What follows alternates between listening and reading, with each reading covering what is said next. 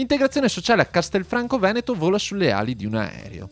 Si tratta di un biplano, più precisamente di un Tiger Moth, il modello utilizzato nella Seconda Guerra Mondiale dalla Royal Air Force inglese, ricostruito dagli utenti del centro occupazionale diurno Atelier, il laboratorio creativo con cui la cooperativa sociale L'Incontro favorisce l'inserimento lavorativo delle persone con problemi di salute mentale. Un aereo per far volare alto un sogno, realizzato dalla cooperativa, insieme all'Ulsotto di Asole con il contributo di alcune aziende del territorio. Volevamo dare sicuramente un segnale che è stato, ripeto, un progetto nella quale ci siamo buttati proprio per far vedere che è possibile realizzare veramente anche dei sogni. Con la volontà si può riuscire anche a realizzare cose veramente, veramente importanti.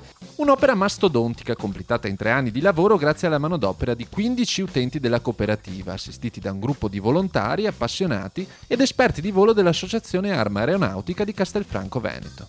È un aereo di quasi 8 metri di apertura alare, quasi 7 di lunghezza, pesa 450 kg a pieno carico, cioè significa con il pieno di benzina e con 2 passeggeri, perché è un biposto, quindi un pilota e un allievo pilota o passeggero.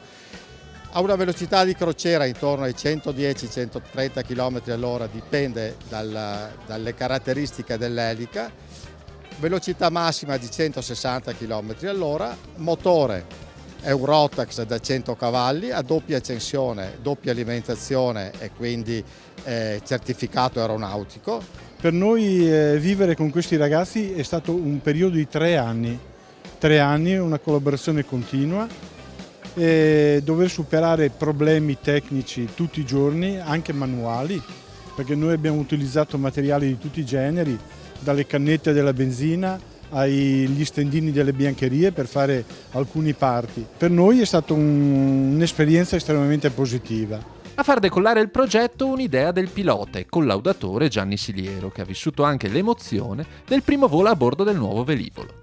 E devo confessare che una volta che mi sono ritrovato in volo a una quota di 150 metri, diciamo, come primo volo, confesso che io ho urlato dalla gioia. Ovviamente da terra non mi poteva sentire nessuno, ma l'urlo di gioia è stato grande, veramente.